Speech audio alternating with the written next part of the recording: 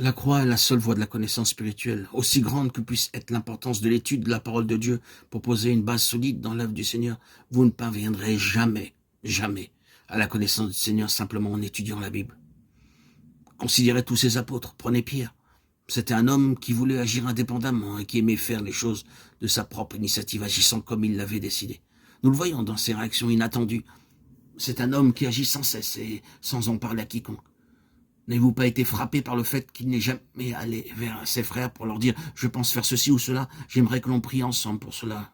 Dites-moi ce que vous en pensez, je n'ai pas l'intention de m'engager, à moins qu'il n'y ait unité de pensée parmi nous. » Pierre n'a jamais agi de cette manière.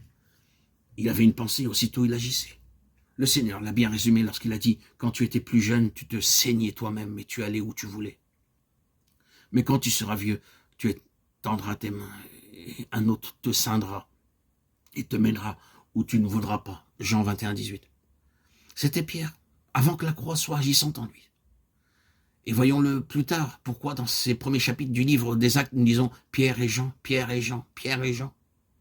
Ils agissaient ensemble maintenant. Il y avait une relation.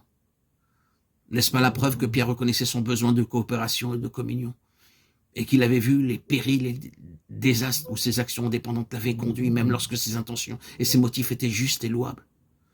Ce n'est qu'un simple aperçu de la manière dont agit la croix pour traiter nos impulsions, notre nature indépendante, notre volonté propre, notre force naturelle.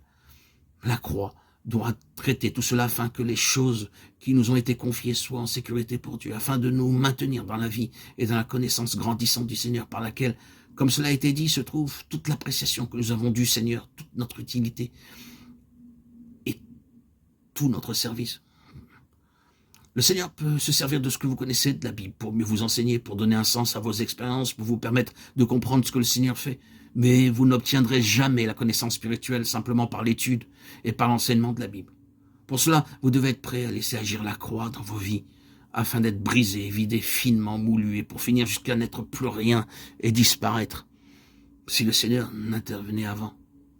Si vous êtes préparé pour ce chemin, vous parviendrez à la connaissance du Seigneur. C'est la seule voie, la seule. On ne peut y parvenir par des discours, par des messages. Ils ont leur importance, mais vous ne connaissez pas le Seigneur spirituellement par ces moyens-là. La pleine connaissance du Seigneur nous est réservée, à nous qui vivons dans cette dispensation, car la dernière sera gouvernée par la croix.